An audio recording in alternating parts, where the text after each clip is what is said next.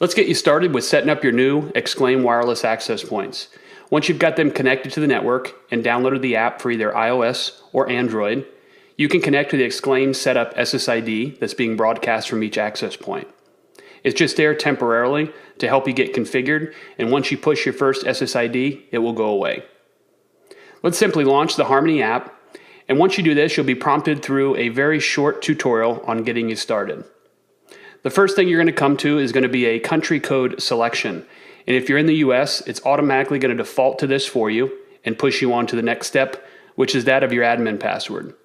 Create an at least 8-character unique password with one uppercase and special character. This is to get you into the app as well as pushing configurations to your access points. You can do a secured or open SSID. We're going to do open for this one here and call it Xclaim. And these are your only pieces of information that are actually required to get you initially configured.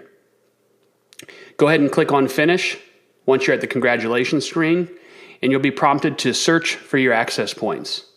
Go ahead and click on the Search for Access Points button, and this is going to do a network-wide discovery and try to locate each one of your Xclaim wireless access points. Once you see some start coming back, this means it has discovered them and made them available for configuration. You can see here it's discovered 2, and it's showing me configure AP, which tells me it's not set up, an IP address, and the last 4 characters of the MAC address so you can easily recognize it. If you need to add a new one or discover for another one, you simply click on the search button again and we'll go through the same discovery process. We can now configure our discovered APs by simply tapping on the icon of each one that's discovered to take you into the edit settings. From here, I can give it a name. I'm going to call this one X1. You can give it a location as well. You'll see as you scroll down, the IP address, subnet, and gateway have been filled in through DHCP.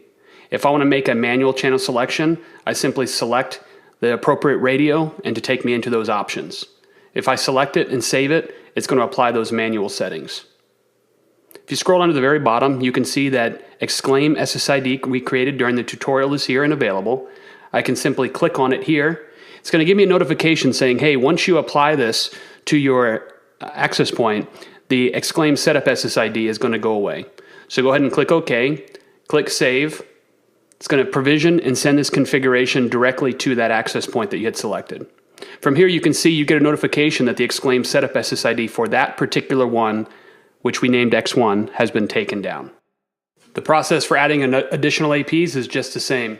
Click on the AP, name it, location, set an SSID to it, and you're done. You have to configure each one of these individually for the first time, and then you can simply apply WLANs directly to access points, or you can even apply access points to WLANs. If you click on the WLAN section, you'll see your tutorial SSID. You can click on it to get into the details, and up at the top right you can click on Edit. From here you can see the name, the VLAN, encryption, and client isolation, as well as the option to add an access point directly to this WLAN. Click on it, you're going to get the same prompt warning you about your setup SSID. You can save it, which will push this configuration out. You'll also get a notification that you might have to reestablish connection in case you were connected to that SSID. Now that I've got 2 of my 3 access points configured and ready to go, I can actually get into statistics now and take a look at the stats dashboard.